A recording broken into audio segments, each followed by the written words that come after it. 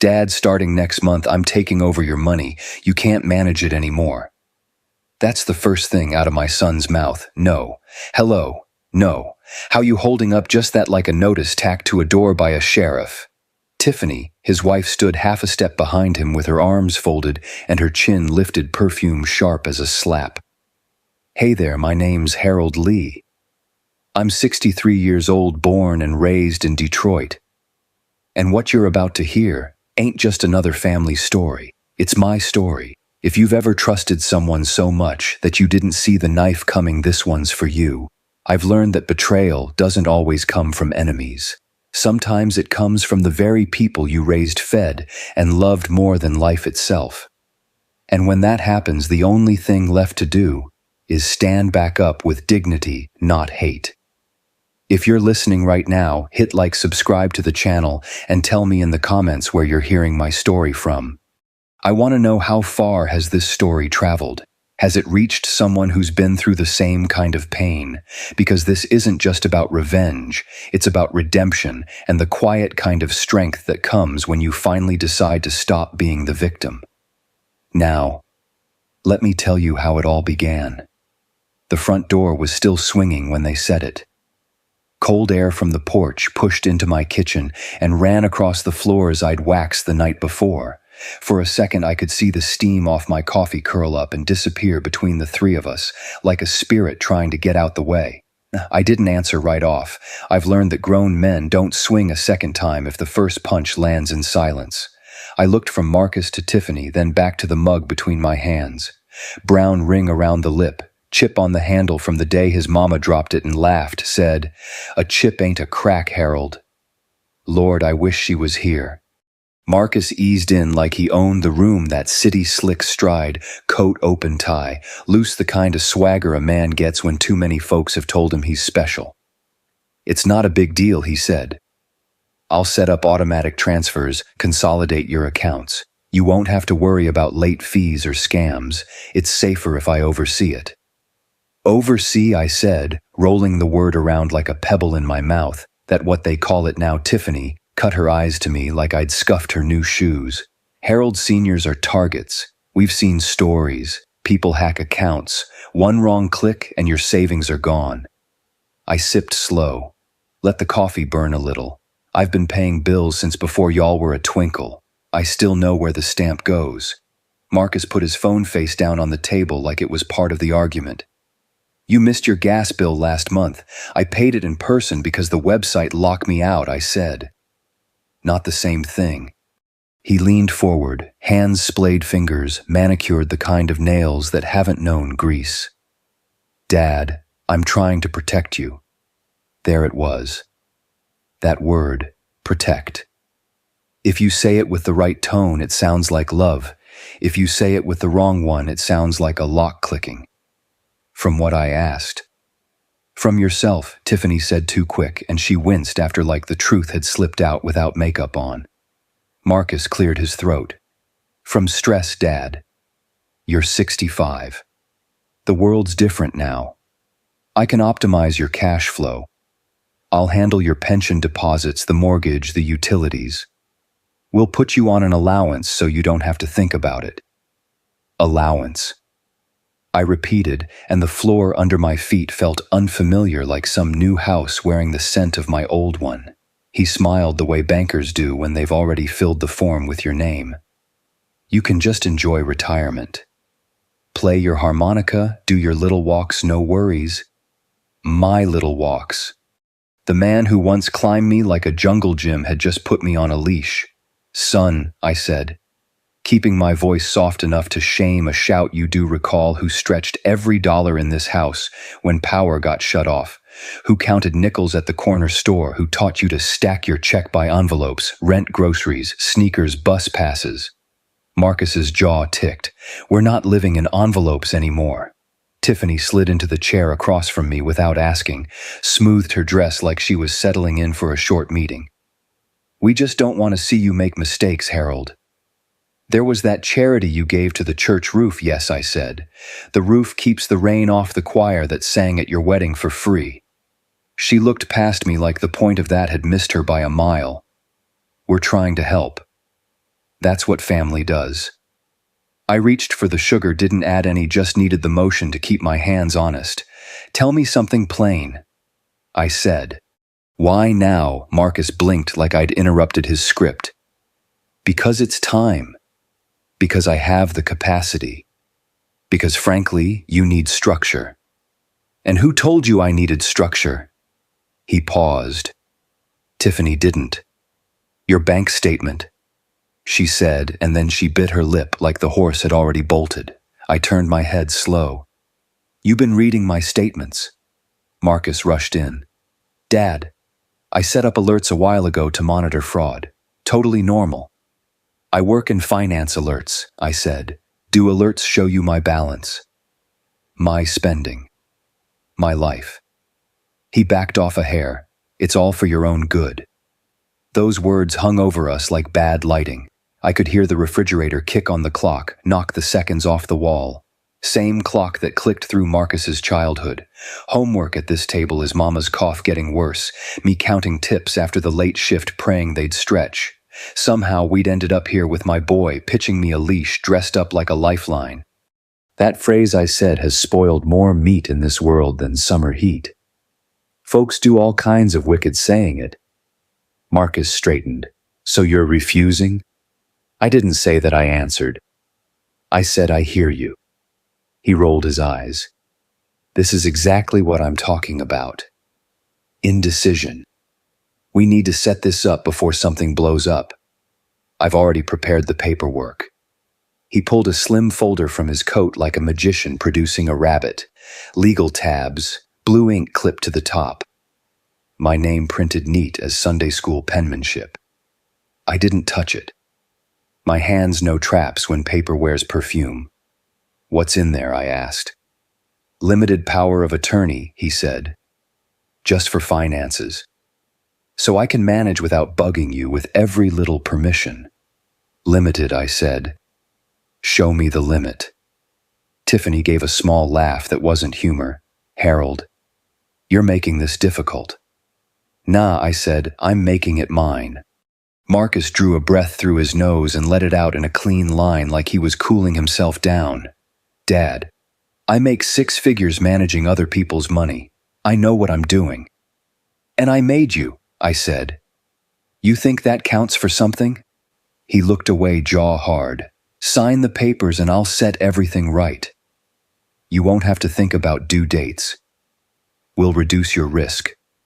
We'll protect your assets from whom I asked, and my voice came out lower than I planned. Say it. He didn't. The silence said it for him. From me. Tiffany rose, palms flat on the table, silver rings bright as ice. Harold's stubbornness isn't strength.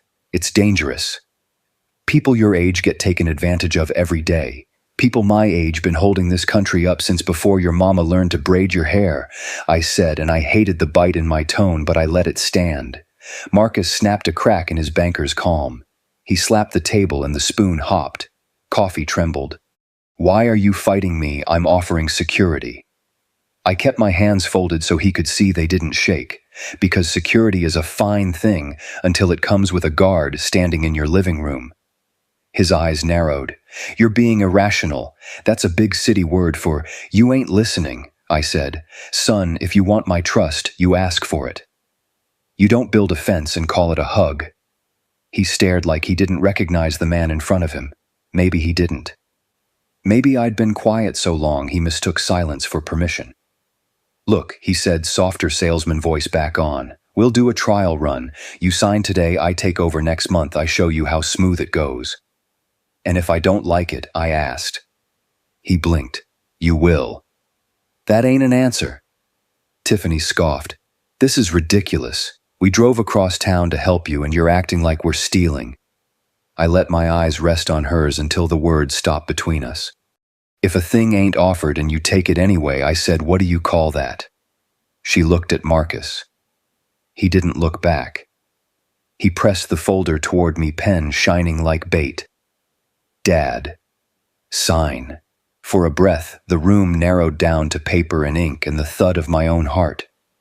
I could have ended it right there, let convenience win. I could have handed him the keys to the life I spent 40 years building. I pushed the folder back gentle. "Leave it," I said. "I'll read it." His mouth flattened thin line of storm. "You'll only get confused. I can walk you through it." I said I'll read it. We stared at each other until the clock coughed another minute into the room. He gathered the performance back onto his face, the kindly sun expression that photographs well. "Fine," he said, "but don't wait. The sooner we start, the better." Tiffany scraped her chair back and the sound felt like a blade on bone. "We have dinner reservations," she announced to the air. "We should go." They moved toward the door. Marcus paused on the threshold, turned the way men do when they want the last word to land after the door shuts. "You won't regret this, Dad," he said. "I'm the only one looking out for you." He was almost right. Someone else was. I could feel her in the warm place behind my ribs, the memory of a woman with soft hands and hard truths. "Don't sign nothing, Harold. My late wife always had timing." "Drive safe," I said, because I'm tired of burning my mouth on anger. He nodded, or maybe he just blinked. The door closed. Their expensive footsteps faded down my porch. The kitchen took a long breath. I took one with it. I picked up the pen he'd left and laid it in the drawer with the takeout menus. I didn't touch the folder. Not yet. I walked to the sink, dumped the cold coffee and rinsed the mug until the water ran clear. Chip still there, not a crack. I stood by the window, watched the light lay itself over my little patch of yard, and felt something steady climb my spine. Fear is noisy. Clarity is quiet. What I heard in that quiet wasn't love. It was control with Sunday clothes on. Folks think the first battle is in court. Truth is, the first battle is inside your own house at your own table with your own blood, using words that sound like help. That Thursday, I didn't win anything big. I didn't give a speech or slam a door. I just didn't sign. Sometimes the smallest no is the beginning of a man again. I put the folder on the top shelf where I keep the good plates. Then I turned off the lights, let the kitchen go dim, and listened to the house settle. "Oversee," he'd said. We would see. Friday night just after 6. The streetlights outside hummed the way they do when it's cold, when the whole city feels tired of pretending it's summer. I sat at my kitchen table, same chair, same chipped mug, waiting for the sound I knew would come. And sure enough, I heard it. Marcus's car, smooth engine, fancy tires crunching over my cracked driveway. Then Tiffany's laughter, sharp and hollow, the kind that doesn't reach her chest. They didn't knock. They never knocked anymore. That house key I'd given Marcus when he was 23 used to be a sign of trust. Now it just felt like an open wound. The lock turned. Door creaked. I didn't move. Then I heard Tiffany's scream. Not fear, outrage. The sound of someone discovering they've lost something they didn't own. Marcus. What the hell is this? Footsteps, fast heels stabbing wood. Dad, Marcus's voice followed. Where's the furniture? The TV. The dining set. They found me sitting calm at the table. Only light in the room came from the single lamp above me, yellow and tired. No couch, no TV, just bare walls, old floor, and that smell of fresh emptiness that comes when a house exhales. I sold them, I said. Marcus blinked like I'd spoken another language. You, what I sold them? Thought I'd travel light for a while. Tiffany stepped forward, clutching her designer purse like it was armor. You sold everything. The sofa, the art, the television. Harold. What's wrong with you? I met her eyes. Nothing's wrong with me. I needed cash on hand. Marcus frowned, his voice sharpening. Cash for what you don't need cash. I told you I'd manage your expenses. You don't have to worry about a thing. I stirred my coffee slow. Well, until that happens, I figured I'd better keep something close. I sold a few things, got a decent price too. His jaw tightened. That's insane, Dad. You should have talked to me first. Talked to you, I smiled. I thought you already decided you'd be making all my decisions anyway. That hit him. His cheeks flushed, eyes narrowed. You're being unreasonable. Reasonable, I said, leaning back in my chair. You mean obedient. He slammed his hand on the table. The lamp trembled. Don't twist my words. I'm not twisting them, son, I said quietly. I'm just hearing them clear for the first time. Tiffany crossed her arms. Marcus calmed down. He's confused. This isn't worth it. Then to me, voice dripping with false pity. We're only trying to help you. You're being selfish, Harold. That word again. Selfish. Folks throw it at anyone who stops giving. I rose from my chair, slow but steady. You think I'm selfish because I stopped cooking dinner for you every Friday, because I stopped pretending this was family time instead of free takeout. She looked away. Marcus opened his mouth, but nothing came out. I kept going. You two come here, eat my food, sit on my couch, watch my TV, then leave without even washing a plate. You never ask how I'm doing. You just ask what's for dinner. And when I sell my own damn furniture, suddenly I'm the problem. Marcus exhaled hard, tried to steady himself. Dad, you're making this bigger than it is. No, I said you are. You turned love into a business deal. You want control because you think you've earned it. He looked around the room at the empty walls, the blank space where his comfort used to live. Why'd you do this? Dad, why'd you sell everything? I looked at him long, and for the first time in years, I didn't see my boy. I saw a man measuring his inheritance before I was even gone. Because I needed to see something, I said. I needed to know what mattered more to you, the things or the man who bought them. He stared at me, searching for something to grab hold of, but there wasn't anything left in that room to hide behind. Tiffany scoffed, her tone cutting through the quiet. Marcus, this is ridiculous. Let's go. He's lost it. Lost it, I repeated softly. You know, I used to lose sleep working double shifts to keep this roof over his head. I lost my back hauling metal parts in freezing warehouses. But this, I gestured around, this is the first time I've lost anything that actually made me feel lighter. Marcus stepped closer. His shadow stretched across the table. You think you're proving something, but you're just making things worse. You need help. Help, I said. I need respect. His voice rose. You're not making sense. I smiled, calm as still water. I am. You just don't like what you're hearing. He opened his mouth, then shut it again. The clock ticked in the silence, filling the space between us like judgment.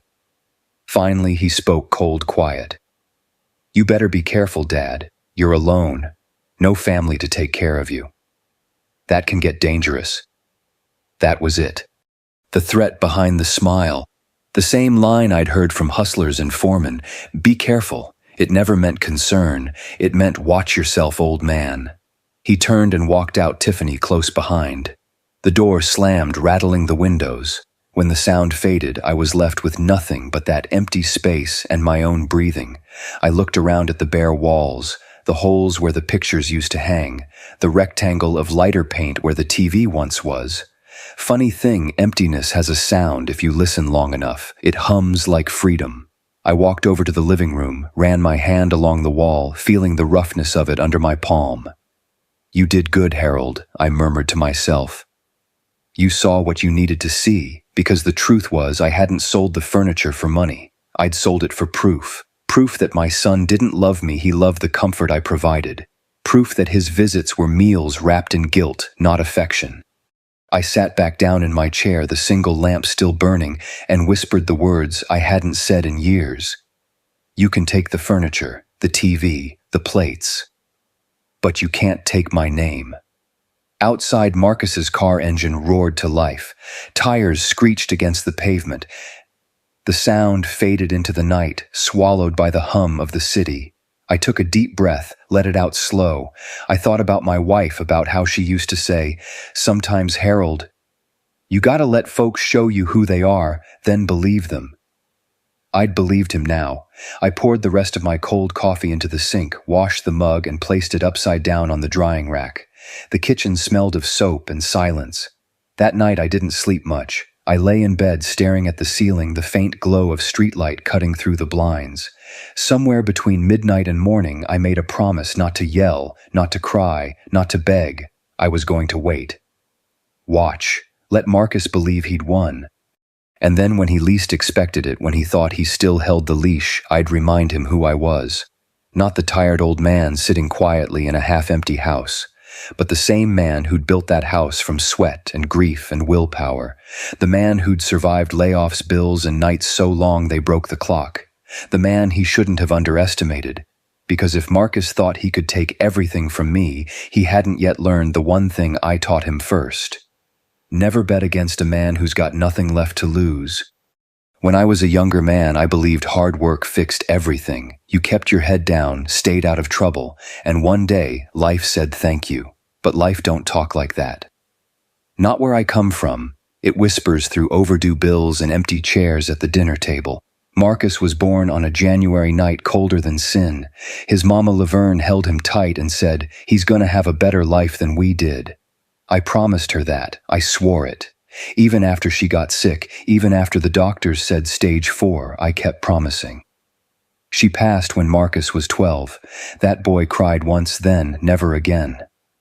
I guess he learned early how to bury things deep. After that, it was just me and him in that little duplex off Jefferson Avenue. 2 rooms, thin walls, the smell of fried food from Mrs. Jenkins downstairs. I worked at the plant from 6 in the morning till 5, then took a second shift driving deliveries at night. Sometimes I'd sneak home for an hour, watch him sleep on the couch because his room got too cold. Money was a ghost we kept chasing. Rent, medicine, school fees, it was like holding water in your hands. But I made it stretch. Every dollar had a name before it was earned. I remember the year Marcus wanted those white sneakers, the ones every kid at school had. Cost $99. I told him we couldn't afford them. He didn't talk to me for 3 days, so I picked up extra hours and bought them anyway. He wore them till the soles peeled off. Back then, he used to hug me after school, his head barely reaching my chest. "You're the best dad," he'd say. I'd just nod, pretending not to choke up. Funny how fast kids forget the things they once said. By the time he hit 17, he was smarter than me. Said he wanted to go to college, not waste his life in factories. I didn't take that personal. I wanted him to escape the grind, see the world. But college meant money we didn't have. So I signed a loan. $10,000 a year, 4 years. That paper might as well have been a chain around my neck.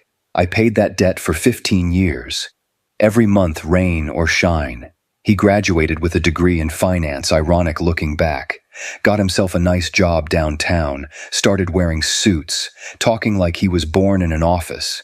I remember his first paycheck, $6,000, double what I ever made in a month. He called me to brag, said, "You can relax now, Dad. I'll take care of you." Those words stuck to me like gospel. I believed him. For a while, I really did.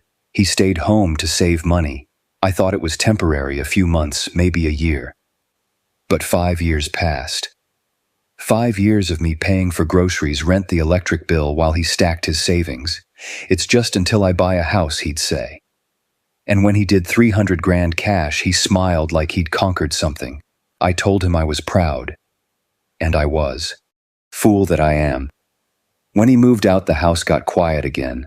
I thought maybe it was time to rest. My knees were bad, my back worse. But rest ain't in a man's vocabulary when he's been running all his life. I kept working part-time, more out of habit than need. I'd call him sometimes, he'd answer between meetings, always busy, always short. Then he met Tiffany. I knew she wasn't like us the minute I saw her. Pretty polished, the kind of woman who saw struggle as an inconvenience. She shook my hand like she was touching something she didn't want to catch. Marcus looked proud standing beside her like she was proof he'd climbed out of where he came from. The wedding was fancy. I sat near the back, not with family, but with folks I didn't know. When I asked about it, Marcus said, "Dad, there were too many people. Clients, investors, you understand." I said I did. I smiled for pictures. I danced with the bride when they asked me to. And I went home early to a cold dinner waiting on the stove. After that, visits got shorter. Calls came less. I told myself it was normal he had a life, a wife, a career. But there's a kind of silence that eats at a parent, the one that feels like being forgotten on purpose. Then the Friday dinners started. They'd show up right before sunset, acting like they were doing me a favor by eating at my table. Tiffany would complain about the food being too salty or too simple. Marcus would scroll on his phone, nodding along, pretending to listen when I spoke. One Friday after they left, I sat at that table and added up the cost of the meal: chicken, rice, vegetables. $15. 15 I could have saved for gas. 15 that meant I'd skip breakfast next week. And I realized for the first time I wasn't feeding my son anymore, I was hosting him. When my 62nd birthday came, he showed up late. No gift, no card, just said traffic was bad. He stayed 15 minutes, took a slice of cake, then left. I stood in the doorway, long after his car disappeared. I felt something heavy inside me shift, like a door I'd kept open for decades had quietly closed itself. That night, I sat in my chair, staring at the empty living room, and I thought about all those years I spent believing a father's love was enough, that if I gave everything, I'd get something back. I thought love was a currency that always held its value. Turns out, even love can depreciate when you keep spending it on someone who's stopped seeing it as worth anything. I went to bed late, but I didn't sleep. My body was tired, but my mind was busy replaying everything, every unpaid debt of gratitude, every unreturned call, every moment I mistook tolerance for love. And in that restless dark, a quiet voice inside me finally said, "You've been feeding a man who forgot who raised him." The next morning, I looked around my home and saw it different. Every object had a price tag, now the furniture, the TV, even the silverware Marcus had used since he was a boy. They weren't memories anymore, they were leverage. That's when the idea started forming, not revenge, not yet. Just clarity. If Marcus saw me as a resource, then maybe it was time to cut the supply. I'd let him believe he could take over, but first, I'd show him what it felt like when the well ran dry. People think betrayal happens in a single moment, a big lie, a stolen check. But truth is, it's a slow drip. You don't notice till you're standing in the flood, realizing the person you raised has been carving away pieces of your trust for years.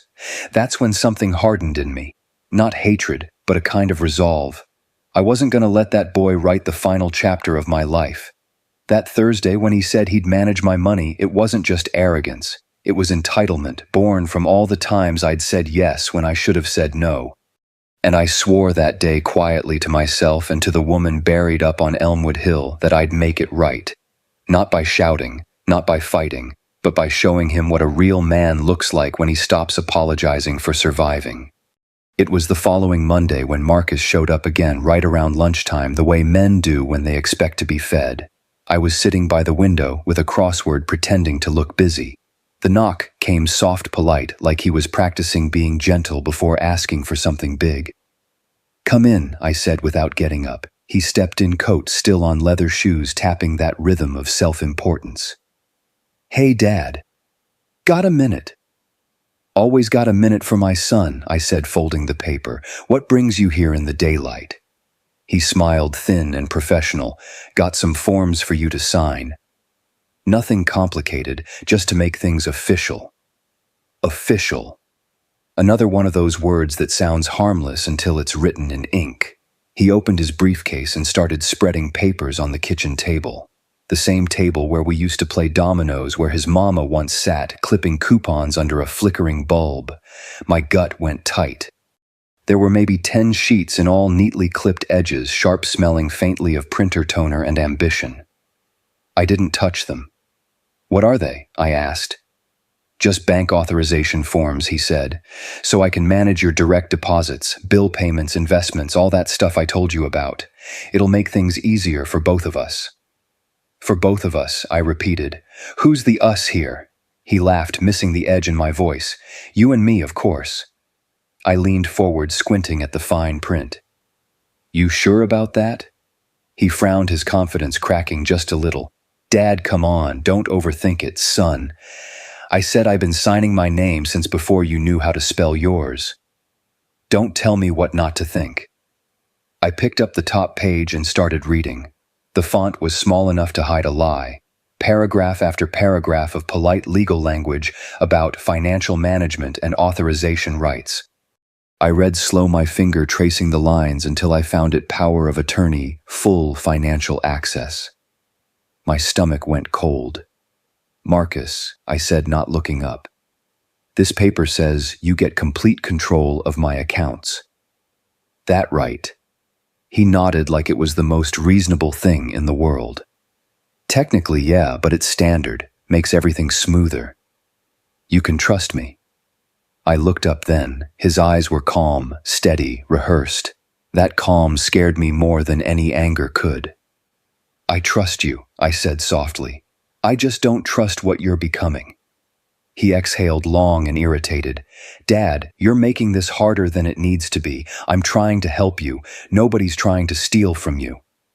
That last part he said it too quick, too defensive, like the truth had brushed against his tongue and burned it. I set the papers down. How come these need to be signed right now? Because I've already set up most of it. I just need your signature to finalize it. My pulse kicked. You set it up without me. He shifted his weight.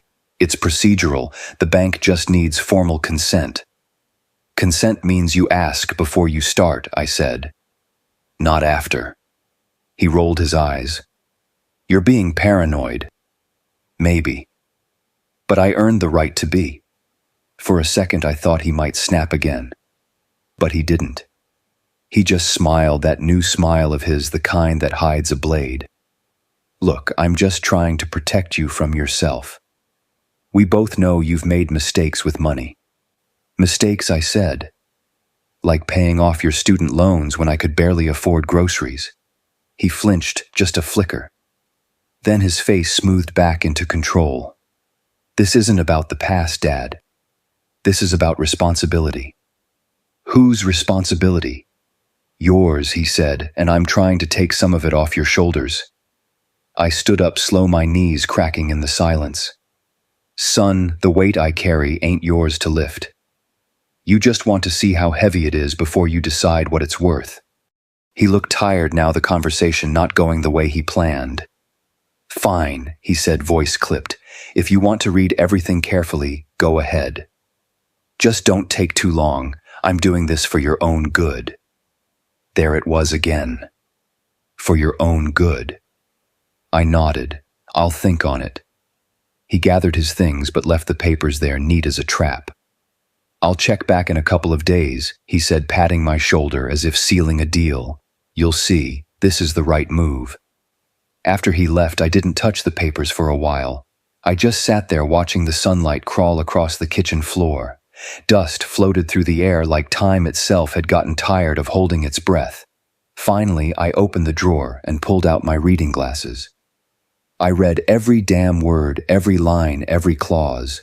And the deeper I read, the more I saw how carefully this was built, not by accident, but design. Hidden between the legal phrases were permissions to close accounts, sell property, make withdrawals, even open credit lines in my name. I rubbed my temple, the dull ache of betrayal starting behind my eyes.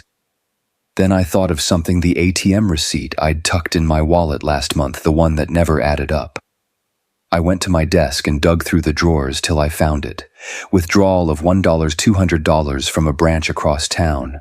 I'd never been there. My throat tightened. I called the bank first thing the next morning. The woman on the line was polite, practiced. Sir, that transaction was made using your debit card. My card's been in my wallet, I said. Well, perhaps someone had access to it at some point.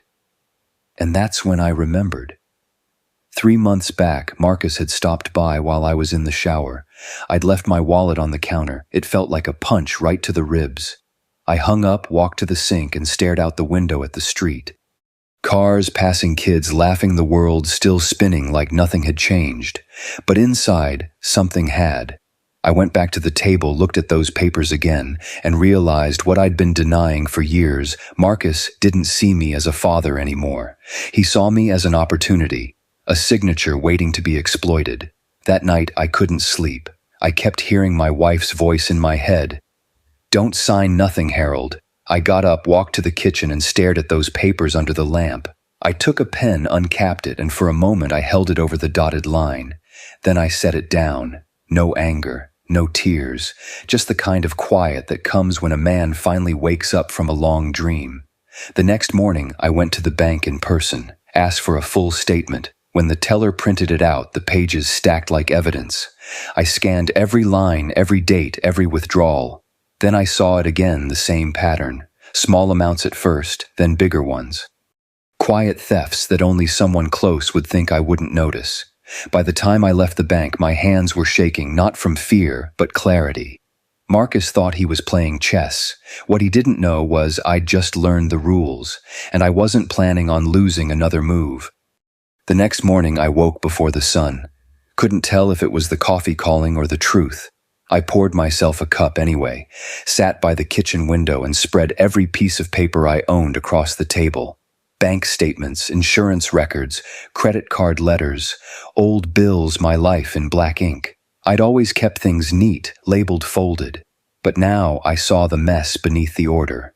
I went through each line like a detective who didn't trust his own memory. Withdrawals I didn't make, charges at stores I'd never been to.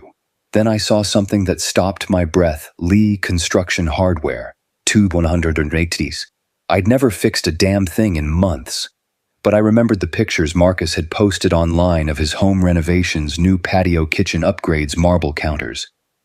I'd liked them at the time, proud like a fool. My chest tightened. I reached for another page, home tech appliances, 1,350, same month. Another photo on his page showed him posing beside a brand new fridge. That's when my eyes started burning. Not from tears, not yet, from anger trying to boil its way out. It wasn't just one transaction, it was a pattern, 2 years' worth of slow bleeding. All through my accounts, my name, my trust. I kept searching and found a credit card I didn't remember applying for.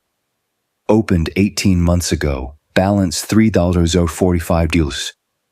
I called the number on the statement, waited through the music, the fake cheer. When the agent finally came on, she said, "Yes, Mr. Lee, that account was opened with your social security number. Authorized user, Marcus Lee." I dropped the phone onto the table. My throat went dry. For a moment, I just sat there staring at nothing. Then I picked the phone back up, hands trembling. "Can you send me full transaction history for the last year?" "Yes, sir. It'll arrive by mail within 5 business days." 5 days. 5 days to sit with the truth. That night I went to bed but didn't close my eyes. I could see Marcus's face every time I tried. His smile, his calm tone. "It's for your own good." The next day I walked to the law office downtown, the one with the sign that read, "David Chung, Attorney at Law." I'd seen his ad in the paper, free consultation. I didn't have much to lose, but time. The waiting room smelled of lemon polish and paper. When I told the receptionist my name, she looked surprised, maybe because I was shaking. David came out himself, short man with gray, at the temples, tie, loose eyes, kind. "Mr. Lee," he said, shaking my hand, "come in, tell me what's going on." I sat across from him and poured it all out, every withdrawal, every forged document, every word Marcus had said about managing my money. I didn't cry, didn't curse. Just told it plain, like I was reading a report from somebody else's life. When I finished, David leaned back, fingers pressed together. "Mr. Lee," he said, "this isn't a misunderstanding. This is financial fraud and identity theft." I swallowed hard. "You saying my boy's a criminal?" He didn't answer right away. "I'm saying you need to protect yourself. How? First, don't sign anything. Second, change your PINs and passwords immediately. Third, file a fraud report with your bank and the credit bureaus. Fourth, if he contacts you again, document everything." I nodded slowly, my throat tightening. "I ain't looking to put him in jail," I said. "He's my blood." "Your blood's been draining you dry, Mr. Lee," he said softly. "If you don't act, you'll lose everything, including your independence." The words cut deeper than I wanted them to. Independence. That was all I had left. When I left his office, the sky had turned the color of bruised steel. I stopped at the corner cafe, ordered a black coffee, and sat there watching people rush by. Couples holding hands, kids with backpacks, a man carrying groceries. I wondered if any of them knew what it felt like to look at your own child and see a stranger. I went straight to the bank after that. Changed my passwords, canceled the old debit card, opened a new account under a separate address. The teller was kind, called me Mr. Lee instead of Sir, and that small dignity nearly broke me. She said, "Don't worry, we'll take care of this." And for the first time in weeks, I felt like somebody was on my side. That evening, I came home with a folder of new documents. I laid them out like a soldier preparing for war. Every receipt, every note, every fraudulent charge. I marked them with sticky tabs, proof, evidence, his handwriting. Then I called my neighbor, Mrs. Washington, the same woman who used to babysit Marcus when he was small. She was 70 now, but her voice still had the same fire.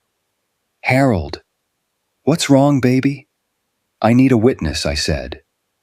"A witness for what?" "For when things start getting ugly." She was quiet for a beat, then said, "I always knew that boy had a little too much hunger in his eyes." "You call me anytime, here I will," I said, "and thank you." After I hung up, I sat in the quiet again. Only the hum of the fridge and the tick of the clock filled the room. I looked at the folder, the papers, the truth staring back at me. There was a strange kind of calm in it, like finding a wound you can finally see after years of wondering why you were bleeding. I realized something. Then I didn't need to scream. I didn't need to prove anything to Marcus. All I had to do was stand still, let him dig his own hole, and make sure I had the evidence when he fell in. That night, I opened my laptop, something I hadn't done in weeks, and checked my email. Buried among spam and store ads was a notice from the utility company. Reminder: account overdue, 3125 Willow Street. But that wasn't my address. My stomach dropped. Willow Street was Marcus's house. He'd opened the electric bill in my name. I laughed low and bitter. Couldn't help it. "He's good," I whispered. "Real good." Then I stopped laughing. Because I understood the size of it now. This wasn't just greed. It was a man rehearsed in betrayal. Careful, patient, calculating. I closed the laptop, leaned back, and stared at the ceiling. The shadows on the plaster looked like roads I hadn't walked yet. Marcus thought I was old, tired, slow. Maybe I was, but I'd learned things he hadn't, like how patience beats speed and how truth, once it wakes, never goes back to sleep. So I made a plan. Quiet, simple, ruthless in its patience. I'd gather proof until the story told itself. I'd let him come to me thinking I was blind. And when the time came, I wouldn't shout. I'd simply open the folder, set it on the table, and let him read the man he'd become. Because some lessons don't need to be taught with words. They need to be learned in silence, the same silence I'd been living in all these years. Friday came like it always did, quiet and familiar. But the air in my house felt different, heavy, weighting. I'd spent the morning cleaning, not because I wanted the place to look nice, but because I wanted to control something. I wiped down the table, polished the old kettle, even folded the dish rag twice before setting it on the counter. Everything in order, everything ready. At 6 sharp, I heard the sound of tires on gravel. Then the front door opened, the key turning in the lock like a knife in an old wound. Marcus's voice echoed through the hallway. "Dad, you home?" I didn't answer right away. Let him walk into the silence, feel it. Then I said, "In here." He came into the kitchen with Tiffany right behind him, her perfume thick and sweet like something trying too hard. Marcus smiled, tight, controlled. "Smells good," he said, glancing at the stove. "Chicken and rice," I told him. "Your favorite."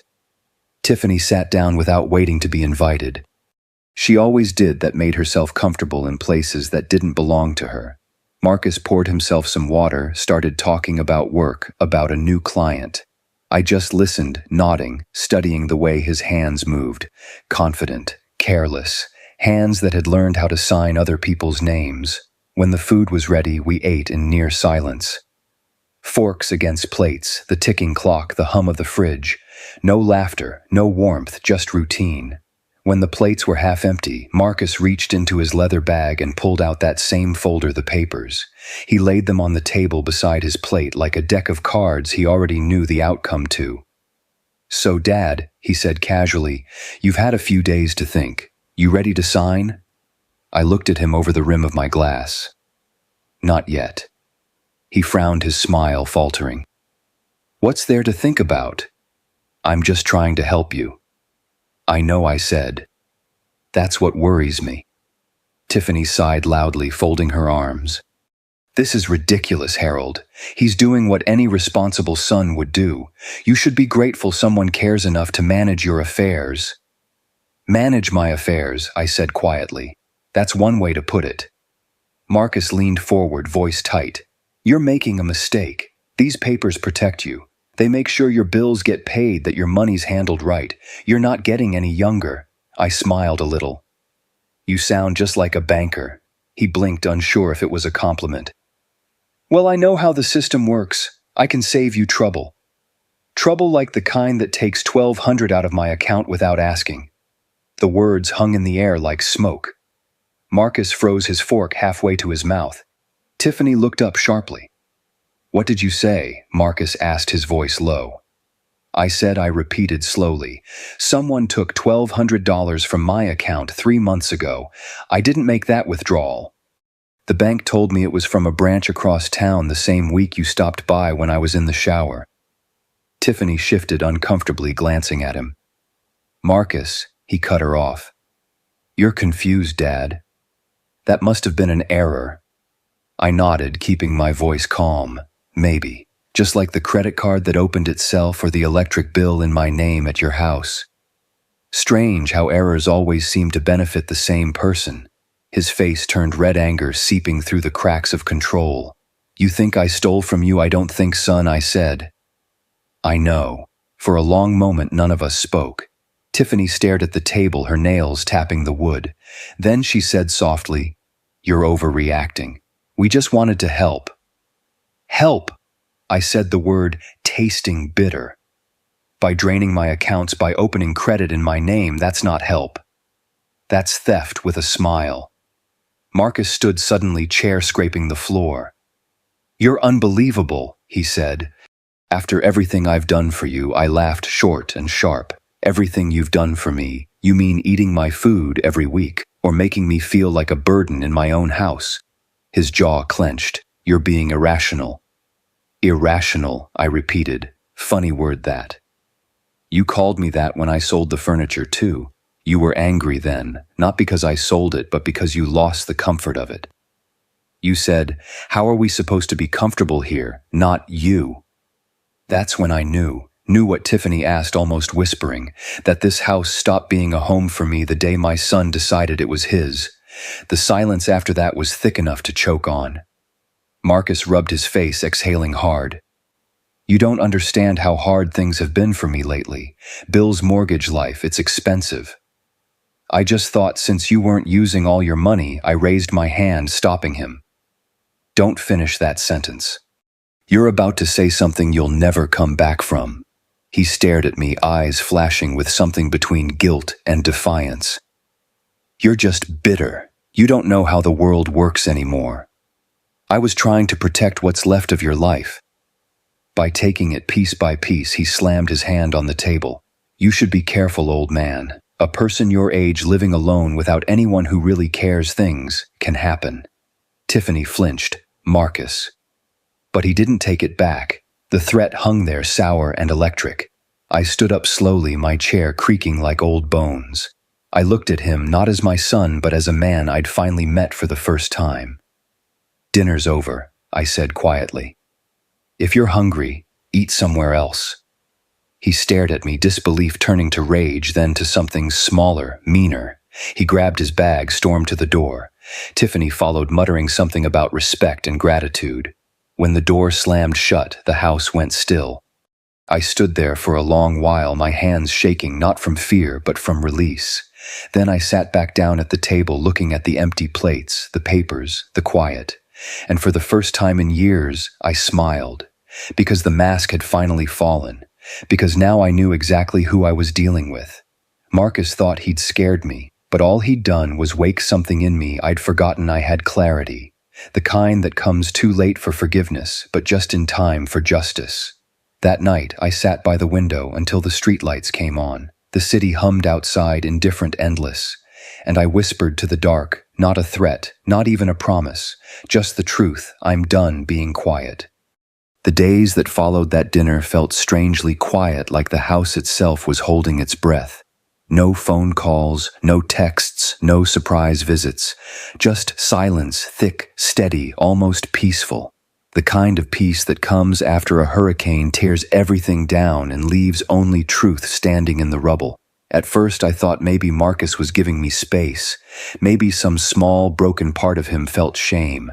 But shame fades quick in people who've learned to live off others' guilt. By the fourth day, I knew it wasn't space he was giving me, it was punishment. Silence as a weapon. He thought if he stayed away long enough, I'd fold, that I'd start missing him, start calling, start begging. But he didn't know what that quiet meant to me. For the first time in years, my house belonged to me again. I made coffee when I wanted cooked. What I liked sat where I pleased. No footsteps walking in without knocking, no perfume that didn't belong, no forced laughter over dinner. Just me and the hum of the refrigerator, the sound of my own breathing. And in that quiet, I started seeing everything clearer. I spent those days gathering, not dust evidence, every bill, every email, every statement. I made copies, labeled envelopes. I called the bank again and asked for full transaction histories from all my accounts. The young man on the phone said, "Sir, do you suspect fraud?" "I don't suspect," I said.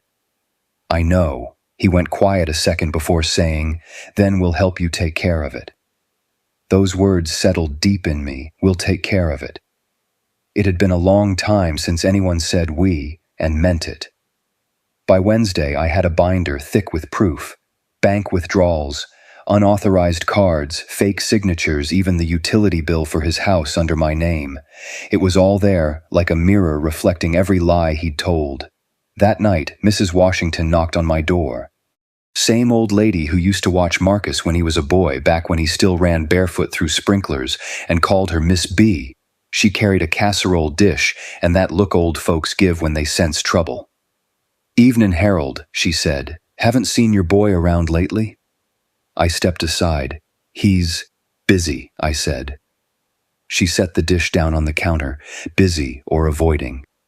I smiled thin, maybe both. She didn't push, just poured us both some sweet tea and sat across from me. After a while, I told her everything, the withdrawals, the threats, the way he looked at me that night like a man cornered, not a son. She listened without interrupting, hands folded, eyes steady. When I finished, she said softly, "I always knew you gave that boy too much." "I thought I was giving him love," I said. She nodded. "You were. But some folks confuse love with access." That hit hard.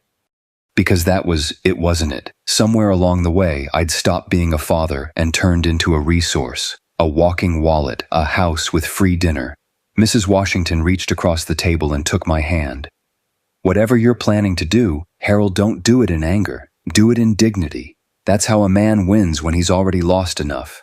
I squeezed her hand back. "You always did know how to talk sense." "Somebody's got to remind you," she said with a smile. "You've been quiet too long." That night I couldn't sleep. The house was too still, too aware. Every creak in the floorboard felt like memory. Every whisper of wind outside carried Marcus's voice, the way he used to say, "I'll take care of you, Dad." And yet I knew what I had to do. The next morning I went back to David Chung's office downtown. When I walked in, he looked up from his desk, surprised. "Mr. Lee," he said, "I was just reviewing your file." "Did you find more evidence enough to fill a binder?" I told him, setting it down with a heavy thud.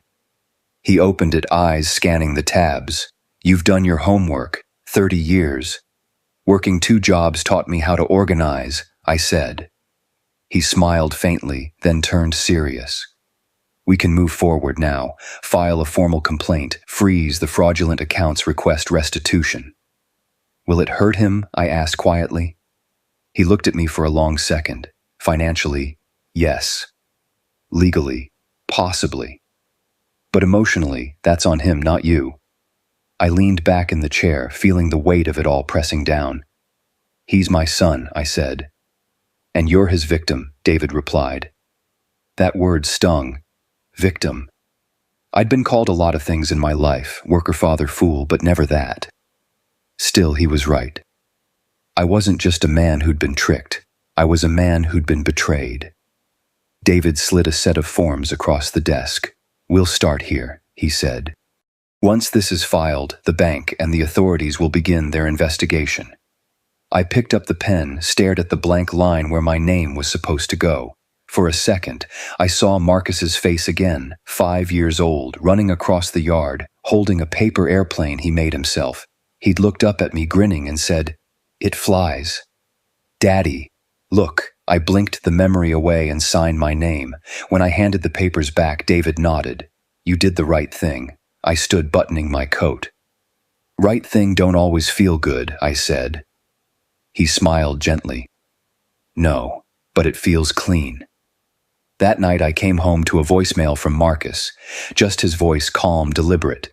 "Dad, we need to talk. Tomorrow. My place. Dinner's at 7.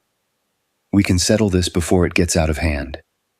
I deleted the message and sat in the dark for a while, listening to the hum of the refrigerator again. I knew this wasn't about peace. It was about control. He wanted one more shot to turn the story his way to make me doubt what I already knew, but he was too late. The papers were signed, the wheels already turning. I whispered to the empty room, "You had your chance, son. Now it's my turn." And for the first time since this all began, I slept sound, because silence when it belongs to you isn't loneliness, it's freedom. I wasn't planning on going. When Marcus called again the next morning, voice sharp, trying to sound casual, I almost let it ring out, but something inside me said, "Go." Not out of obedience, not out of fear, but out of strategy. Sometimes a man needs to look his enemy in the eye even when that enemy shares his last name. So I drove over around sunset. His house looked different now that I knew what paid for it: my money, my credit, my sacrifice. The white siding gleamed like a lie polished clean. The new garden lights flickered on as I walked up the driveway, each one like a confession he didn't mean to tell. Tiffany opened the door before I could knock. "Mr. Lee," she said stiffly. "Marcus is in the kitchen." Her eyes looked tired, smudged makeup, forced calm. Guilt looks different on everyone. On her, it looked like someone holding a cracked mirror and pretending not to notice. Marcus stood by the counter, sleeves rolled up, glass of whiskey in his hand. "Dad," he said, smiling too wide. "Glad you came. Let's talk like adults." "Yeah," I stepped inside but didn't take off my coat. "I'm listening." He gestured toward the dining table. "Sit. Drink." "No." He took a sip of his own, then set the glass down. "Look, I know things got heated the other night. Maybe we both said things we didn't mean." "You threatened me," I said flatly. He winced but didn't deny it. "That was a mistake. I was angry. But this lawsuit stuff, the fraud report. You don't want to do that, Dad. It'll destroy both of us." I folded my arms. "I already filed the reports." The words hit him like a slap. His jaw tightened, color draining from his face. "You did what you heard me." Tiffany shifted beside him. "Marcus, please." He waved her off. "Do you have any idea what that means? They'll freeze accounts, investigate, contact my job. They'll contact the right people," I said. "And maybe for once the truth will have your name on it." He took a step closer. "You're ruining my life." I stood my ground. "No, son. I'm saving mine." The silence after that was the kind that breaks things. He ran a hand over his face, pacing. "I can fix this. I'll pay you back. All of it. Just don't go through with the legal stuff. You've had years to fix it," I said. "You used my name, my money, my trust. You don't fix betrayal with cash." Tiffany spoke up quietly, then her voice trembling. "Marcus, he's right." He turned on her, eyes burning. "Stay out of this." She took a step back, hands raised. "I didn't know you used his credit for the house, Marcus." I thought, what did you think I cut in? That the universe was giving you marble countertops out of kindness? Her mouth opened, but no sound came out. Marcus slammed his fist against the counter. "You think you're better than me now. You don't know what it's like trying to make it in this world. You left me with nothing when Mom died. You let me drown. I felt something break in my chest, not pity, not anger, just the sharp grief of realizing your child has rewritten history to justify his sins. I gave you everything, I said softly. Every dime, every hour of sleep, I lost, working 2 jobs. You weren't drowning, son, you were carried. You just never looked down to see whose back you were standing on. He opened his mouth, but the words never came. I reached into my coat and set the folder on the table. That's every document you forged, every account you touched. I made copies. The lawyers got the originals. You got 72 hours before they moved to the next phase. He stared at it like it was a loaded gun. You'd really do that to your own son? I looked him in the eye. No, you did this to yourself. Tiffany wiped her eyes quietly, then whispered, "He's right, Marcus." He glared at her. "You're siding with him now." "I'm siding with the truth," she said. He turned back to me, voice dropping low, almost desperate. "Please, Dad, I'll change. I'll make it right. Just tell the lawyer to stop." I shook my head. "I've been telling you to do right your whole life. You never listened till somebody made you. Maybe the law can teach you what I couldn't." He sank into the chair, rubbing his face, muttering, "You don't understand. I was trying to build something. You can't build anything solid on stolen ground." I walked to the door, hand on the knob. "You said once I should be careful that a man my age living alone might end up in a bad way. You were right. But you forgot to check which one of us that warning was really for. When I stepped outside, the night air hit me cool, sharp, clean. I heard him shouting something behind me, but I didn't turn back. I got in my car, started the engine, and watched his house in the rearview mirror. From the outside, it looked perfect. Inside, it was crumbling. As I drove home, I felt a strange mix of sorrow and peace. Sorrow for the boy I'd lost long ago. Peace for the man I'd finally stopped protecting. Somewhere between those feelings, I found clarity. A father's love isn't blind. It's knowing when to close your eyes, walk away, and let the child face the storm he made. That night when I got home, I poured myself a single glass of bourbon, raised it to the quiet room, and whispered, "To endings that start new beginnings." Then I sat down, turned off the lights, and let the silence wrap around me. Not as punishment this time, but as proof that freedom sometimes sounds exactly like nothing at all. 2 days later, my lawyer David Chung called me early in the morning. His voice carried that calm tone lawyers use when the storm has already begun. "Mr. Lee," he said, "he's been served." Just those 3 words, "he's been served." I didn't ask how Marcus reacted. Didn't need to. I could already imagine it, the sound of the envelope tearing open, the flash of panic in his eyes when he saw his own name printed under defendant. For the first time in his life, he was being held accountable for something he couldn't talk his way out of.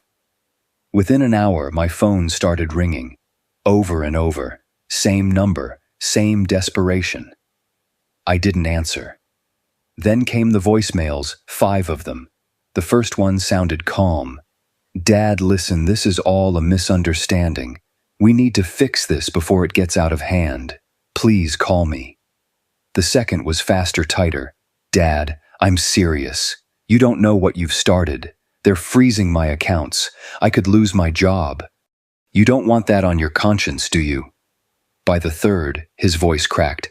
"Dad, please. I'll pay you back. Every cent. Just tell your lawyer to stop this." The fourth wasn't a plea anymore, it was rage. "You think this makes you righteous. You think humiliating me is justice. You're destroying your own son. You'll regret this." And the fifth was quiet. Whispered, "I never thought you'd turn on me. You were supposed to love me no matter what." I sat there in the kitchen listening to each one in order, sipping my coffee between them like I was watching a film I'd already seen 100 times. The rise, the fall, the performance of guilt without the substance of it. The only thing missing was truth. That afternoon, David called again. His lawyers reached out, he said. They're asking for a settlement. He doesn't want this going to court. Of course he didn't. Marcus had built his life on image: the successful son, the devoted husband, the self-made man. A courtroom would strip all that away. I told David to proceed with the settlement, but I had one condition: it wouldn't be silent. He'd have to make a public statement admitting what he did. David hesitated. Most people don't ask for that. I'm not most people, I said. Money can fix a balance sheet. It can't fix a lie. 3 days later, Marcus's social media post went live. White text on a black background. Simple, lawyerly, but true. I, Marcus Lee, acknowledge that I misused my father's financial accounts and personal information without his permission. I take full responsibility for my actions and regret the harm I've caused. I will be repaying all debts in full as part of a legal settlement. That was it. No excuses, no fancy words about misunderstandings. Just the facts. Within minutes, the comments poured in. Shock, anger, disbelief. People who'd once praised him now questioned everything. His friends from work deleted their tags. His wife turned her account private. That perfect image he'd worked so hard to protect, cracked wide open for everyone to see. I didn't feel triumph reading it. No satisfaction, no revenge. Just an even, quiet calm. The kind of peace that only truth can bring when it finally walks into a room after being shut out for too long. Over the next few weeks, the payments began.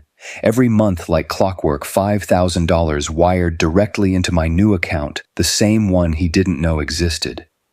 David made sure of that. Marcus called once more after the first payment cleared. This time, I picked up. "Dad," he said, voice small, worn out. "Can we talk? I'm listening," I said. "I just wanted to say, I'm sorry." "Are you?" I asked. "Yes, I didn't mean for it to go that far." "You didn't mean to get caught," I said. He sighed, long and tired. "I lost everything. My job, my house. Tiffany left. You got what you wanted." I stared out the window. The morning light spilled across the table, bright and clean. "No, Marcus," I said softly. "I didn't want to destroy you.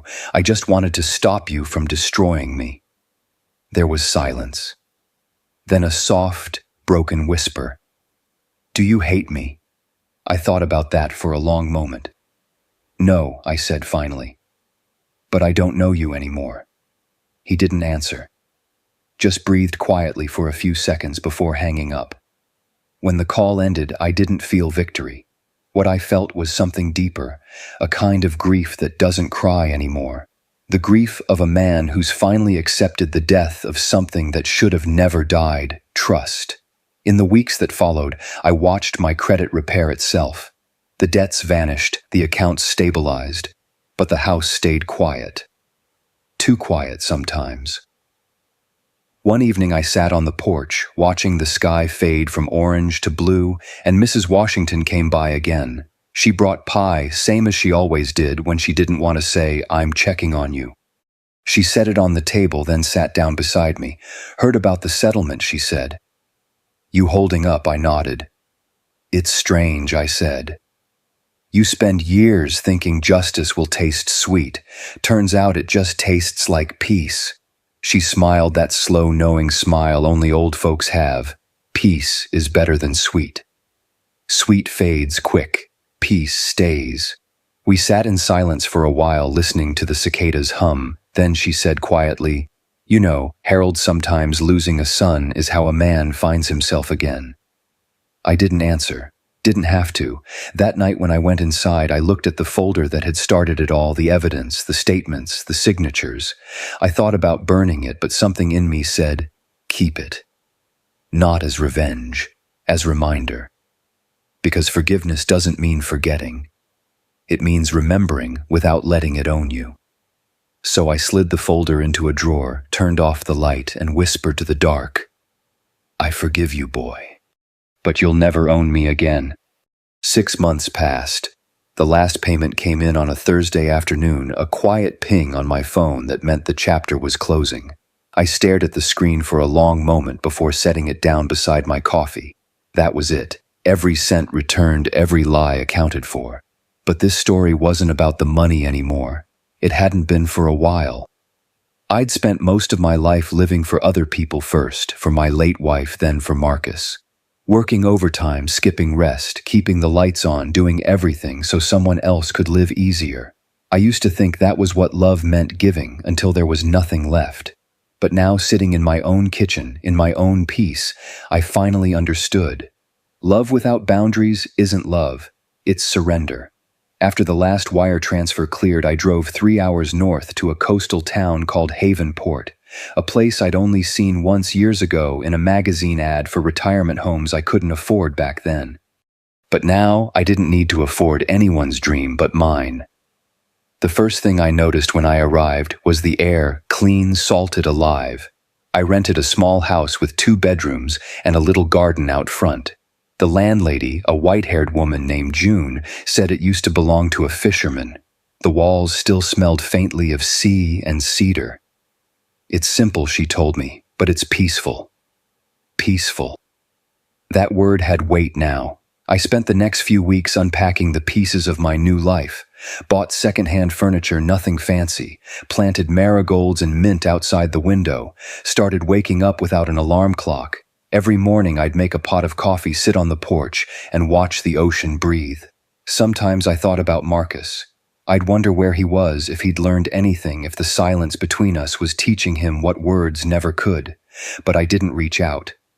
That chapter was closed, and I'd finally learned not to reopen wounds, just because I missed how they used to feel before they bled. Mrs. Washington called every Sunday. Her voice always sounded like sunlight through a screen door. "How's the ocean treating you, Harold?" she'd ask. Like an old friend, I'd say, "It talks if you listen long enough." She laughed every time. "Well, don't you go talking back too much now. Folks'll think you lost your mind." Maybe I had lost a little of it, the part that used to carry guilt for other people's actions, the part that kept mistaking endurance for love. Losing that didn't feel like madness. It felt like freedom. I started keeping a journal again. Just thoughts, memories, lessons. I wrote about the night Marcus told me he wanted control of my money. I wrote about the silence that followed the rage, the sadness, the strange calm. But every entry ended the same way: I stood back up. Because that was the truth of it all. That was the lesson I wanted to leave behind. Not revenge, not even justice. Just the quiet, defiant act of standing up with dignity, with self-respect, and with no apology for surviving. Sometimes younger folks in town would stop by when I sat outside thinking I was just another lonely old man watching the tide. They'd ask for advice about work, love life, and I'd tell them the same thing every time: don't give everything you've got to someone who thinks love is a transaction. You'll end up broke in more ways than one. One evening, a boy about Marcus's age asked, "Did you ever forgive whoever hurt you?" I looked at him, the sea wind brushing my face. Forgiving ain't the same as forgetting, I said. I forgave him the day I stopped needing an apology. He nodded slowly, like he didn't quite understand, but hoped he would someday. Then he thanked me and walked away. As the sun dipped low, I sat there a while longer, listening to the waves slap against the rocks. The sound wasn't lonely anymore. It was honest. Later that night, I went inside and looked at the framed photo on my dresser: Marcus, as a boy, no older than 10, holding a kite in a park, sunlight hitting his cheek. I didn't feel pain anymore when I looked at it. Just distance, the kind time builds when it's trying to protect you.